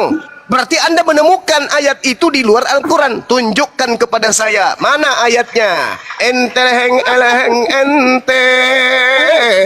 Sebentar ya. Itu bunyi ayatnya. Itu bunyi ayatnya. Saya sejarawan juga. Eli lama sekali ya. Itu ayat yang mungkin Bang. Ayo. Ardiansa, coba kamu. Pakai keilmuanmu. Eli lama sekali. Itu Bang ayat yang hilang ya. Bung, kalau saudara menuduh, menuduh ini adalah hal yang sangat besar sekali. Kalau Anda menuduh, Anda harus membuktikan. Anda mengatakan ada dua ayat yang hilang dari Al-Quran. Tunjukkan dua ayat itu. Kalau dia katakan hilang, Al-Quran sekarang ini kan udah sempurna tuh. Tapi ternyata ada dua ayat yang tercecer di luar dari yang sempurna ini. Tunjukkan dua ayat itu. Pingin aku mendengarnya. Silakan. Aduh, berarti Suma dibilang ahli apologet Muslim terkenal, tapi tidak tahu. Loh, justru saya justru akan Anda permalukan di hadapan publik kalau saudara bisa menunjukkan dua ayat itu. Mana? Oke, aku tunjukkan ya. Oke. tunjukkan ya. Silakan. Gitulah. Silakan. Ya. Silakan. Anda nggak tahu sejarah Al-Quran berarti. Ya, Anda yang tahu sejarah Al-Quran. Ya. Oke. Ya, Anda lah Anda yang tahu. tahu, ya. Ya, Anda yang tahu kan? Oke. Ya, udah ya. Baik. Aku Silakan kasih tunjukkan. tahu ya. Silakan. Surat Al-Kal Hah? dengan surat Hah? Haf, ya, dengan surat Al-Haf. Hah? Surat Al-Kal dengan surat Al-Haf. Coba gimana bunyinya? Ya. Coba gimana Jadi bunyinya? kamu nggak tahu ya ayat yang hilang ya. Bunyinya gimana? Sebentar. Bunyinya gimana? Jadi gini. Ya. Jadi ceritanya Silakan. gini. Jangan Jangan cerita. Anda tahu sejarah Al-Quran. Jangan Jadi, cerita. Al-Quran Bunyikan ditulis ayatnya. oleh 4 orang sahabat. Ya. Bunyikan ayatnya gimana? Ini dia baca link ini, baca link. Sabar, gantian. Link orientalis yang dia baca ini. Pasti bukan Google dia ini. Tolong bunyikan ayatnya, tolong bunyikan ayatnya. Iya, diam dulu. Jadi gini sejarahnya ya. Ada 4 penulis sahabat baginda ya, yang menulis Al-Quran ya. Yang itu pertama itu adalah Ubay ya. Terus Said, ya kan? Tahu ya Said ya? Yang lebih dikenal itu Said. Ya, ternyata ada 4 orang. Ubay termasuk salah satu dari 4 itu. Ubay itu ya menulis ayat Al-Quran itu surat Al-Kahf dan Al-Haf. Itu adalah isinya adalah doa sama dengan surat Al-Fatihah ya. Itu doa itu. Tapi Ya, tidak dimasukkan kayak mana oleh- bunyinya? Dengar Bunyinya dulu. kayak mana? Sebentar. Ayatnya kayak mana? Ayat Bentar. pertama, ayat selanjutnya gimana Bentar. bunyinya? Cuma Silakan. sabarlah. Jadi gini Suma, pada saat zamannya Utsman ya, Utsman di situ kan Al-Quran dikanonisasi. Jadi dikumpulkan semua itu kertas-kertas, bukti-bukti, naskah-naskah ya, dikumpulkan sama Utsman, dibukukan dalam satu buku. Tapi ayat itu tidak dimasukkan di Al-Quran. Iya, Ya. itu bernarasi liar, bernarasi kayak gitu aja. Tolong Masa tunjukkan iya? ke kita. Ya, sebentar nih. Ini Mana aku- buktinya? Bunyi ayatnya seperti apa? Ya, sebentar ya. Bagaimana bunyi ayatnya? Silakan. Ini, sebentar ya. Di sini Ubay adalah orang yang mencatat dan menyusun Al-Quran di zaman Rasulullah. Yaitu Imam Al-Bukhari meriwayatkan dengan sanadnya dari Qatada. Ia berkata, aku bertanya kepada Anas bin Malik, siapa yang mengumpulkan Al-Quran di zaman Nabi? Anas menjawab ada 4 orang ya. Tunggu ya. Mana ayatnya? Sebentar ini. Mana ayatnya? Tunjukkan ayatnya. Aku mendalilkan kalau tidak ada ayatnya gimana sih? Ya enggak usah bernarasi ente, enggak usah. Mana ayatnya dulu? Iya sabar dulu. Iya sabar, naik kiri kanan Google-nya dinaikkan, diturunkan, enggak dapat ayatnya. Mana ayatnya? Surat Al-Kahf ya, Al-Kahf ya. Iya silakan Anda baca. Diam dulu semua. Kamu gimana sih? Ya. Iya. Sini dikatakan dengan nama Allah, ini surat Al-Kahf ya. Iya, Al-Kahf. bismillah. Bismillah. Ya, Al-Kahf ya, artinya Ya. nih ya, dengan nama Allah yang Maha Pengasih, yang Maha Penyayang, ya. Ya. Hanya kepadamu kami beribadah, hanya kepadamu doa dan sujud, hanya kepadamu kami berusaha dan beramal ya, berharap rahmatmu dan takut akan siksaanmu. Sesungguhnya siksaanmu akan menimpa orang-orang kafir. Ini ditulis ini sama Ubay ya. Baik. Tapi Oke, dimasukkan sama Utsman. Sudah. Sekarang Silakan, tolong jangan tunjukkan Ini satu. doa. Tolong tunjukkan satu sahabat yang menghafal ayat itu. Silakan. Siapa dari sahabat yang mendapatkan legitimasi ijazah mangkul atau ijazah setoran semaan dari bacaan surat yang Anda katakan tadi? Silakan. Siapa? Oke ya. Siapa? Ini ada 4 orang sahabat ya, disebut di sini Iya. Ubay. Siapa di antaranya yang menghafalkan? Said bin Sabit. Ya. Siapa di antaranya yang menghafalkan lalu menyampaikan kepada para sahabat lain? Ingat, ketika Al-Quran itu diwahyukan, Rasulullah Muhammad SAW menyampaikan kepada semua sahabatnya. Tolong tunjukkan satu sahabat di luar dari yang Anda tuduhkan itu yang menghafalkan ayat tadi. Silakan. Ini semua ya. Ubay bin Ka'ab, ya, Ubay bin Ka'ab yang menulis surat ini pasti dia menghafal juga lah, karena dia Coba tunjukkan di mana riwayatnya Ubay bin Ka'ab. Tolong tunjukkan di mana riwayatnya Ubay bin Ka'ab mengatakan itu. Silakan Anda tunjukkan. Hei saudara, silakan Anda tunjukkan. Ketika Rasulullah Muhammad sallallahu alaihi wasallam berkata, "Husu Quran min arba'ah min Abdillah bin Mas'ud bla bla bla bla bla." Tolong tunjukkan kepada saya di mana Abdullah bin Mas'ud meriwayatkan ayat yang kamu tuduhkan tadi. Silakan. Bukan Abdullah bin Mas'ud. Ini Ubay bin Ka'ab yang menulis Ubay surat bin Ka'ab itu salah satu dari keempat yang Rasulullah sampaikan.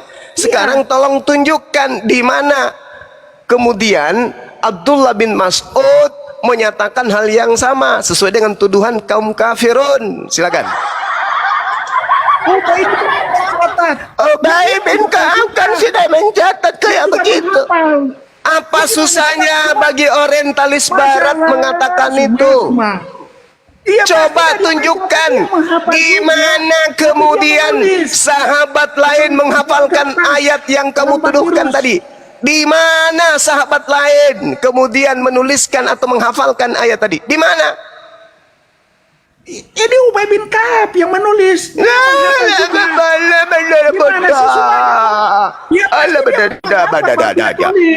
Sudah diam. Di mute orang tidak berilmu yang cuma modal Google ini. Di dalam tradisi Quran ada yang disebut ijazah ardan wasimaan. Apa itu? Secara praktik seorang guru membaca Al-Quran dan murid mendengarkan dengan seksama. Setelah sang guru selesai membaca, murid membaca ulang yang dibaca oleh gurunya. Itu disebut ijazah ardan wasimaan. Pertanyaan saya, di mana Abdullah kemudian mendengarkan Rasulullah membacakan ayat itu, lalu kemudian beliau mengulang seperti tuduhanmu? Kalau Abdullah bin Mas'ud, juga Salim, Mu'az bin Jabal, dan Ubay bin Ka'ab itu diberikan ijazah untuk menyatakan itu, tolong tunjukkan. Selain Ubay bin Ka'ab, di mana Abdullah bin Mas'ud atau Salim atau Mu'az bin Jabal menyatakan hal yang sama. Tentu mereka akan kompak empat-empatnya menyatakan sebagaimana mereka menyatakan tentang Al-Quran yang 30 juz ini. Nah, mana Abdullah bin Mas'ud menyatakan itu? Ada? Tak ada, Cak Ayu. Tak ada. Jadi dalam konsep Islam itu yang pertama ijazah ardan wasimaan, wajib hukumnya. Itu kemudian Al-Quran dijabarkan seperti itu. Fa iza qara'na fattabi'u Qur'an. Apabila kami telah selesai membacakannya, maka ikutilah bacaan itu. Yang kedua, ijazah ardan faqat. Apa itu? Setoran bacaan. Setiap bulan suci Ramadan, Rasulullah Muhammad SAW menjadi imam dan Al-Quran dibacakan dengan tartil yang indah. Lalu mana ayat yang hilang itu? Mana? Menghebohnya di mana? Menghebohnya di Anda saja sendiri karena Google. Seorang murid membaca kepada guru sampai khatam tanpa harus menyimak bacaan guru. Itulah yang disebut ijazah ardan faqat, dan itu disifati oleh penjabaran Al-Quran dari Rasulullah kepada para sahabatnya, dari sahabat kepada baginda Rasulullah Muhammad SAW. Yang ketiga adalah ijazah simaan faqat, ijazah yang semaan saja. Seorang guru kemudian membaca Quran dan seorang murid mendengarkan. Baginda Rasulullah Muhammad SAW memiliki banyak sahabat. Tidak mungkin kemudian hanya yang Anda tuduhkan itu saja yang mendapatkan ayat, yang lain tidak. Itu mustahil. Lalu kemudian di dalam tradisi Quran ada lagi yang disebut ijazah bin al-ikhtibar. Jadi tidak mungkin kemudian orang Kristen mampu mensisipkan paham-paham konyol masuk ke dalam Quran. Tidak mungkin. Itu mustahile. Mustahile. Coba sekarang metode apa yang digunakan oleh Bible? Ini giliran saya bertanya. Ini ada penambahan di dalam Markus 1 nomor 1. Inilah permulaan Bible tentang Yesus Kristus. Hanya itu yang ada di manuskrip. Sekarang ada tambahannya. dua kata, yaitu ana Allah. Pertanyaan saya, dari mana gereja, dari mana umat laknatullah ini menambahkan dua kata di dalam Markus 1 nomor 1, yaitu anak Allah? Silakan Anda jawab. Sampai kiamat saya tunggu jawabannya. Oke, Suma ya. Ya, silakan. Sebelum saya menjawab, kita perjelas dulu yang tadi. Itu ayat yang hilang, itu tidak dimasukkan dalam kanon Al-Quran sama Utsman. Ya, setelah di kanon semua, hasil-hasil dari papirus-papirus tulisan tangan para sahabat itu dibakar sama Utsman loh. Jadi sejarah Al-Quran berupa papirus, naskah-naskah kuno dibakar sama Utsman loh. Kalau mau tahu. Itu kamu harus tahu juga sejarah Islam semua. Aduh, jangan ajarin saya Quran, jangan ajarin saya Quran, jangan ajarin saya, jangan ajarin saya. Anda ibarat kucing yang ngajarin ikan berenang. Diam.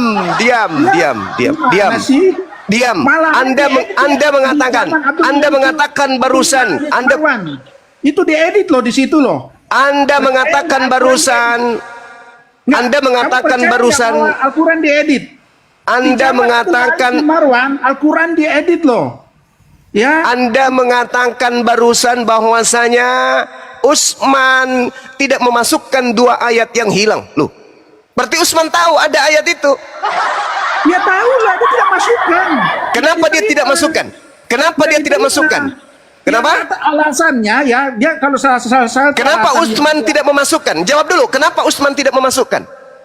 Iya, karena dia punya standar sendiri, Utsman. Ya, harus dimasukkan sama seperti dengan ayat Al-Fatihah. Saya ulang lagi. Kenapa Utsman tidak memasukkan dua ayat yang kau tuduhkan? Dari mana ilmu Anda?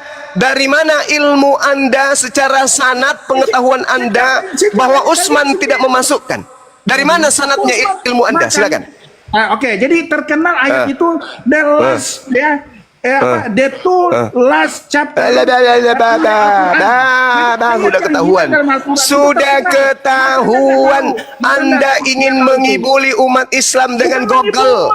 Sekarang begini, Saudara King. Sekarang begini, kalau yang Anda tuduhkan itu dari Google, tolong tunjukkan sahabat mana yang mengatakan Al-Quran versi Utsman itu salah. Silakan.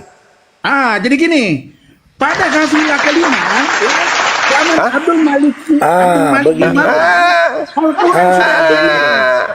Anda cuman baca Google, Bung. Anda cuman baca Google. Andai saja para penghafal Quran di mute. Andai saja penghafal di mute atau diturunkan. Kalau saja tuduhan kaum kafirun ada ayat Al-Quran itu hilang, maka para sahabat akan ribut tentang Al-Quran. Ada tidak kemudian riwayat di mana Utsman mushafnya kemudian itu ya diprotes oleh Abu Bakar, diprotes oleh yang lain? Ada? Enggak ada. Ada tidak penghafal Quran yang bacaannya berbeda dengan penghafal Quran yang lain? Enggak ada. Jangan kau mendongeng di sini. Tidak laku bagi Islam. Islam itu standarnya jelas adalah hafalan para sahabat. Kalau Anda menuduh Utsman tidak memasukkan karena hilang, apa dasar Anda mengatakan itu? Buktinya hilang di dalam Al-Quran versi ini, ayat itu ada. Mana? Buktikan kepada kita. Buktinya di mushaf yang lain ada ayat itu. Mana? Buktikan kepada kita. Nggak ada. Jadi jangan Anda bahlulnya di Bible Anda bawa ke dalam Al-Quran. Sekarang pertanyaan saya simpel dan sederhana. Di dalam Markus 1 nomor 1, inilah permulaan Injil atau Bible tentang Yesus Kristus. Titik. Manuskripnya hanya begitu. Kemudian ada penambahan Ana Allah. Pertanyaan saya, dari mana agama laknat ini mengambil dua kata ini? Apa dasarnya menambah-nambahkan kayak begini? Silakan jawab. Ya, jadi kamu nggak berani ya bahas tadi sejarah kamu sendiri ya. Sudah selesai, kau sudah mencret. Gak usah kau bahas-bahas itu. Ayat yang di Al-Quran. Anda hanya berdasarkan Google dari kaum kafir. Sudah. Anda baca Markus 1 nomor 1. Tunjukkan kepada saya dasarnya agama laknat ini menambahkan dua kata anak Allah. Silakan. Silakan. Kamu kan bertanya. Sekarang silakan. karena kamu bertanya, kamu mengklaim, kamu yang mendalilkan, kamu yang membuktikan. Tunjukkan. Ayo, silakan. Gimana itu? Markus 1 nomor 1 Dinda Ardiansa. Monitor. Markus Oke, 1. saya buka. Ya, silakan, Dek. Oke, ini dia ya. Kita akan buktikan agama laknat penambah firman Tuhan ya. Bukan firman Tuhan, karangan Iya, orang dulu sorry. ditambah. Karangan Rendra Setiawan, sahabatku, syukran. Nih, kau tunjuk di mana ini? Nih. Dari sini mana ada asalnya tuh? analahnya nih. Nih, Mana analah. kodenya? Markus berapa? Markus satu. Tajam ke Al-Quran. Tapi kalau yang kayak gini-gini langsung mandul. Bata-bata dia. 2 Petrus berapa? Markus berapa? Padahal sudah bahasa Indonesia, sudah direvisi. Silakan Anda. Oke, silakan. Silakan. Dari mana kata anak Allah itu? Baca situ. Dari mana? Baca dong. Kamu kan yang mendalilkan. Ayo. Lu. Dari mana? Ini Dari ada mana? nomornya. Inilah permulaan Biblos tentang Yesus Kristus. Nah, sekarang ada penambahan anak Allah itu dari mana? Kristen agama laknat ini ambil. Jawab. Terus Dari mana Anda menambahkan Yesus anak Allah di situ? Dari mana? Dari mana itu? Ya, Anda komparasi Ya. dengan mana dong? Ditambahkan Itu dengan mana yang tidak ditambahkan? Itu dalilmu Markus 1 nomor 1 tuh. Iya, terus yang mana yang tidak ditambahkan? Mana? Harus ada komparasi. Itu tuh. Tidak ada kodeksnya tuh, lihat tuh. Dari mana tuh? Anak Allah itu dari mana? Nah, mana? Tunjukkan. Yang Mana. Tuh. Matamu Buk lubang hidung. Kalau mata nggak berfungsi, lubang hidung yang kau pakai, lihat. Kalau mata nggak Lubang berfungsi. hidung lihat nih. Kenapa nggak ada strong numbernya ini? Sementara ini ada strong numbernya 5547. Itu anak Allah itu dari mana? Anak Allah itu dari mana? Dari Oh, tadi. jadi Bang. maksudnya di situ karena tidak ada strong numbernya. Iya, dari Bukan, mana kode itu kasihnya juga munculnya? nggak ada, koplak. Makanya nggak ada strong numbernya. Dari mana? Santai aja, Riva, santai aja. Dari mana itu? Dari mana? Dari mana? Ini. Di situ. Paham Mana ya? itu anak? Itu anak-anak Allah. Dari mana munculnya itu? Anda kan tanya di mana ada anak Allah, sedangkan di situ di kodeksnya mana kodeksnya di situ? Tidak ada kodeksnya. Nggak ada. Ah, kodeks, oke. Strong numbernya nggak ada.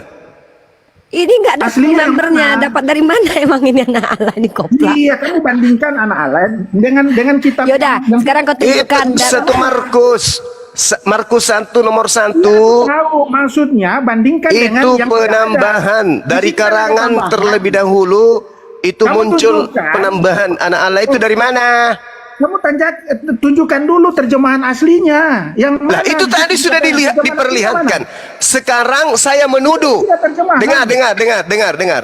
Tunjukkan aslinya maksudnya. Teks aslinya mana? Dengar. Saudara Rikar, dengarkan ke saya.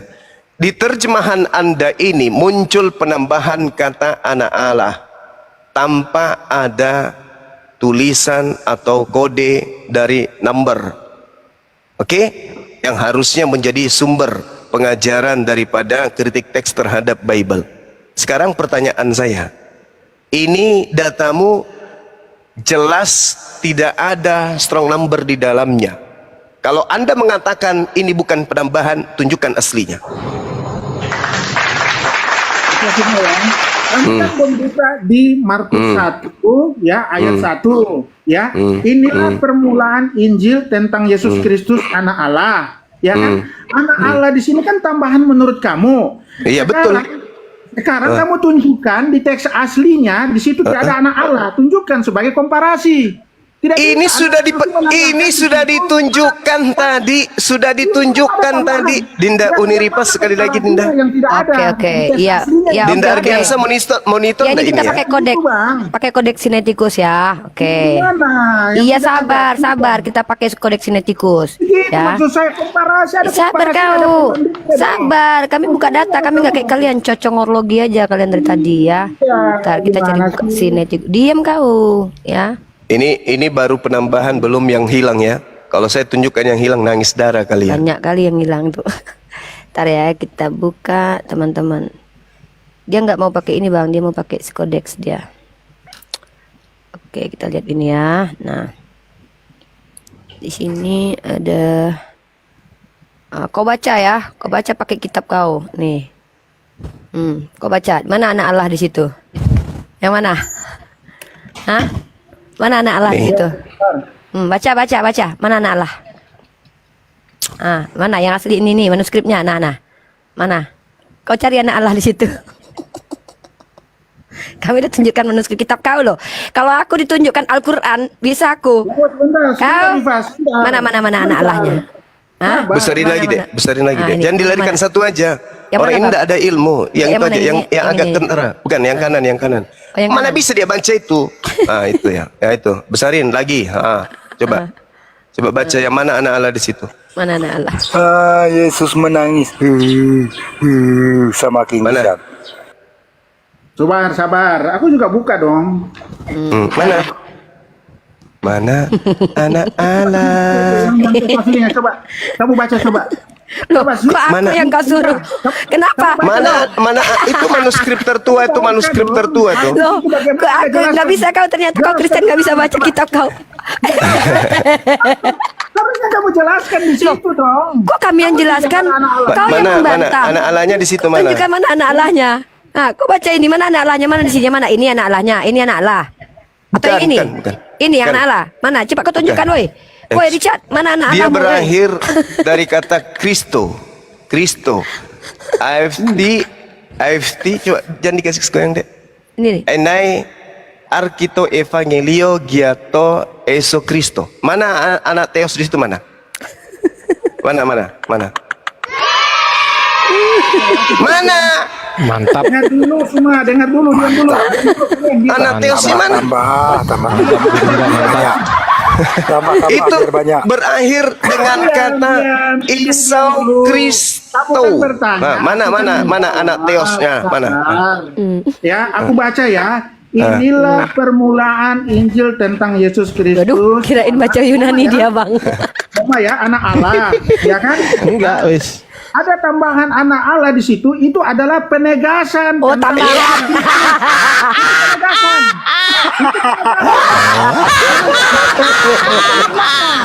Tambahan dah ternyata. Berani menambahkan firman Tuhan. Berani Tambahan, menambahkan Bukan firman Tuhan, bukan firman Tuhan. Ini firman karangan. hantu, firman hantu. Ini karangan Markus, murid Paulus. Anak Allah di situ penegasan. Anak Penegasan. Ini kita tidak berbicara mengenai penegasan. Yesus, tolong tunjukkan di mana Yesus pernah mengaku sebagai anak Allah. Tunjukkan dalilnya. Satu aja. Allah di situ. Tunjukkan satu ayat di mana pernah Yesus mengaku sebagai anak Allah. Di mana? Tunjukkan. Dengar ya. Tunjukkan. Di mana Yesus pernah mengaku? Dengar.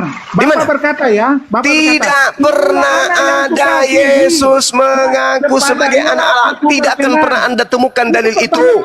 Kalau Anda mengatakan ini penegasan, salah. Ini penambahan. Penambahan kenapa? Karena Yesusnya yang datang sebagai bintang timur diajarkan untuk disembah karena dia adalah anak Theos. Dah ya? Dah. Itu merujuk kepada Yesus, itu jelas. Itu adalah firman Tuhan berbicara mengenai hamba.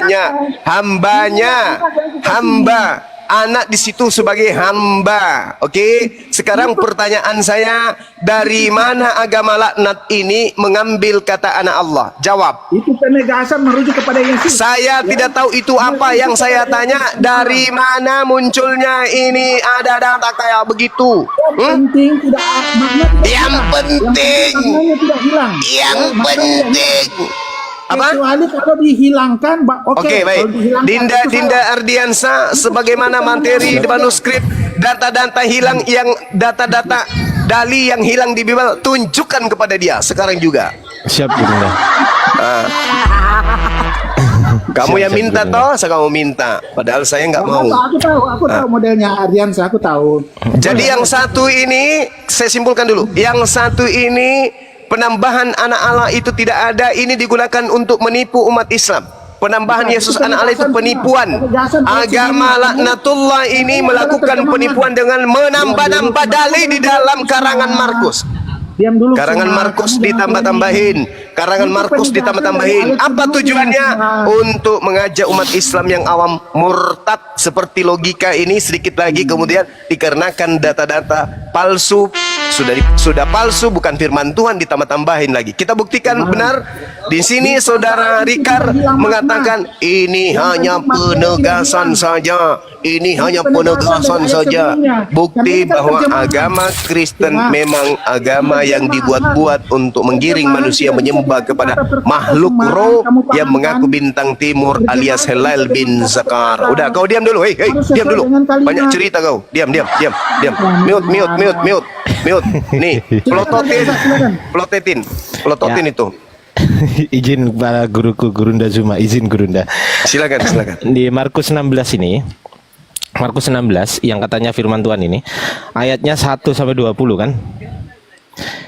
Ya, Bang Richard mengakui ya, ini semuanya firman Tuhan ya, mengakui ya. Ya jelas firman Tuhan ya. Oke, mari. Oke, ada ya ayatnya sampai 20 ada ya, termasuk perkataan Yesus ada juga kan ini ya. Markus berapa? Markus 16 ayatnya sampai berapa? Coba dicek di situ. Bertanya lagi, Markus berapa?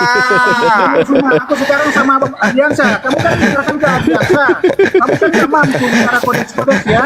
Sekarang kamu serahkan ke Ardiansa. Sekarang aku dengan Ardiansa. Kamu diam semua. Gimana lah Richard ini? Gurunda Zuma guru kita. Izinkan saya tertawa ya dengan anak-anak saya. Yeay. Masuk Markus 16. Markus 16. Silakan Richard, udah? Tunggu. Ya, silakan. Pegangan yang kenceng. Termasuk Matius 28 itu hanya sampai 15, data 15. Kalau Markus 16 ini cuma data 9 ya atau 8 ya? 8A Gurunda, 8B enggak ada. Semua kamu diam semua. Kamu silakan ke Ardiansa. Aku diam aja. Kamu yang diam aja, santai aja bang, santai aja. Oke. Kalau terkenal ini, jangan malu-maluin lah. Ya, sekali-kali saya boleh dong tertawa. Masih bertanya Markus 16 itu berapa? Hujan datanglah.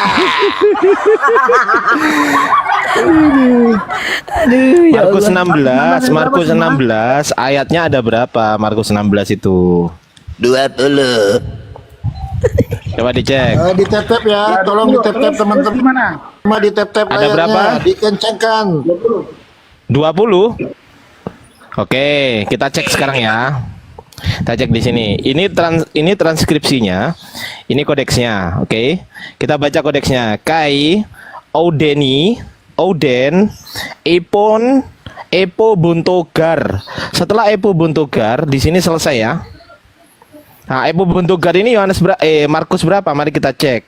Epo Buntogar ini adalah Markus 16 ayat 8. Dan itu pun hanya sampai takut ini nih. Lalu mereka keluar dan lari meninggalkan kubur itu sebab gentar dan dahsyat menimpa mereka. Mereka tidak mengatakan apa-apa kepada siapapun juga karena takut. Selesai. Nah, ini nggak ada nih. Dengan singkat mereka katakan ini nggak ada ayatnya. Mari kita cek. Tongkat ajaib datanglah. Hadirkan ayat-ayat baru.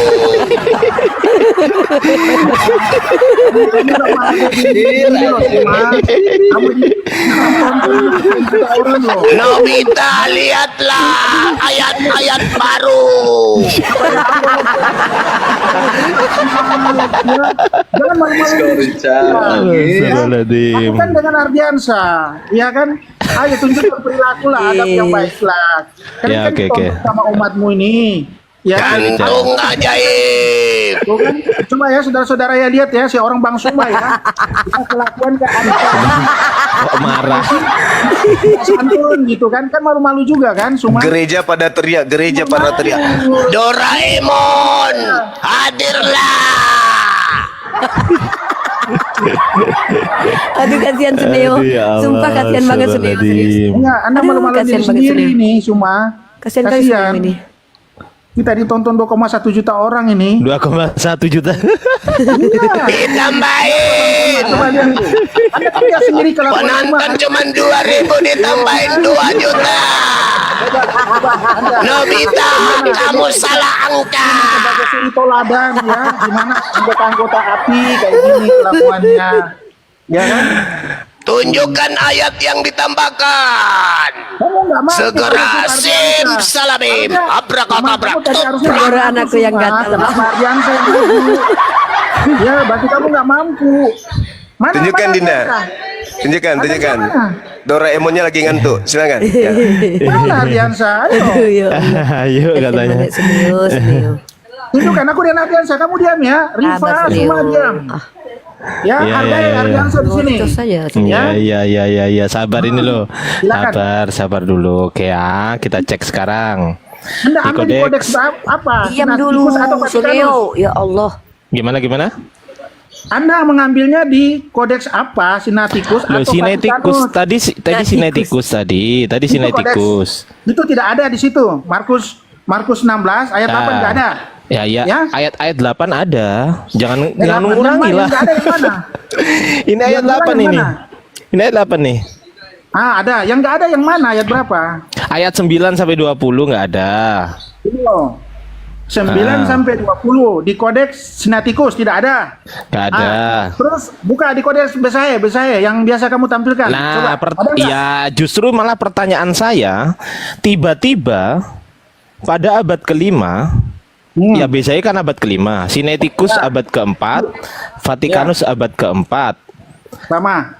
Duluan Di mana? Besae dia ada kan? Iya, tiba-tiba muncul di kodeks Besae. Pertanyaan saya, ini dengerin pertanyaan saya ya. Pertanyaan Ya. saya. Penulis kodeks Besae ini mengambil Markus 16 ayat 9 sampai 20 dari manuskrip atau kodeks apa? Oke ya. Jawab. Oke ya.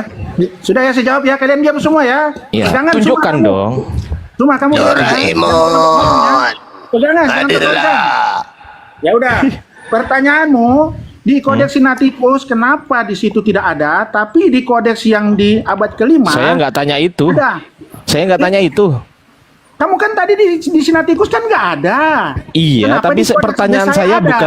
pertanyaan saya bukan itu, bukan kenapa. Enggak, pertanyaan saya adalah diambil dari kodeks manakah Markus 16 ayat 9 sampai 20 yang ditulis oleh penulis kodeks Besae pada abad kelima ini. Dari itu kan rujukannya sama dari mana? aja. Kenapa sih susah banget sih bahasanya? Loh, Dari Jangan, kantung ajaib. Sinatikus tidak ada. Oke ya. Tapi Ya kenapa diambil di dari Besae mana? ada? Kan Ya diambil gitu kan? dari loh. Ya Iya udah, pertanyaan makanya diam dulu. Pertanyaan Ya sudah, saya bukan. diambil dari manuskrip apa? Tunjukkan manuskripnya gitu loh, paham? Ya udah sekarang diam Ya, aku ya, ngomong. Ya, jadi intinya gini, di Sinatikus tidak ada, di Besae ada. Diulangi Ya, lagi kampret ini pertanyaannya, orang. di mana? Jangkrik. Ada di kodeks Besae. Itu kan? Betul? Gimana? Kan tadi kan kamu tampilkan di Sinatikus nggak ada. Ayat 9 sampai 20. Ya. Ada di kodeks Besae. Nah, tiba-tiba Betul ada di kan? kodeks Besae. Pertanyaan Besae, saya, ya. Nah. diambil dari manuskrip manakah? Rujukan manakah? Manuskrip apa namanya? Kodeks apa namanya yang digunakan untuk literasi kodeks Besae ini loh, paham nggak? Oke. Sekarang Kodeks Besae ini abad kelima kan ya? Abad kelima, Guru. Sudah, saya dapat. Abad kelima. Tiba-tiba muncul di situ. Sekarang diam, ya. Suma, kamu itu pegangan Suma, kamu itu jangan malu-maluin gitu ya. Kenal, ini kita ditonton 2,1 juta. Ditambahin lagi. Kencing ya. Tolong host, Pak Lopo. Kencing di celana dia. Oke, Tolong tertibkan, Pak Lopo. izin Ya. sedikit host turun sedikit. Istirahat dulu Kang Richard, kayaknya sudah. Aduh, bikin kopi dulu atau aqua gelas ambil. Enggak, aku jawab minum ini, dulu. aku jawab. Biar. Langsung. Oh iya, Iya, baik. iya, jawab. Yang baru datang ya. Sabar dulu, Ini kan sabar secara dulu. kekristenan, ya aku Baik. lebih paham dari kalian. Iya, coba jawab. Iya, silakan. Ya, tapi maksud aku Pak Lopo host, tertibkan dulu ini Suma nih, mulutnya nggak bisa diam. Udahlah, udah santai aja. Doraemon, jangkrik. Udah ya, pegangan ya Suma ya. Oke. Pegangan ya, sekarang aku jelasin. Kalian diam semua. Silakan.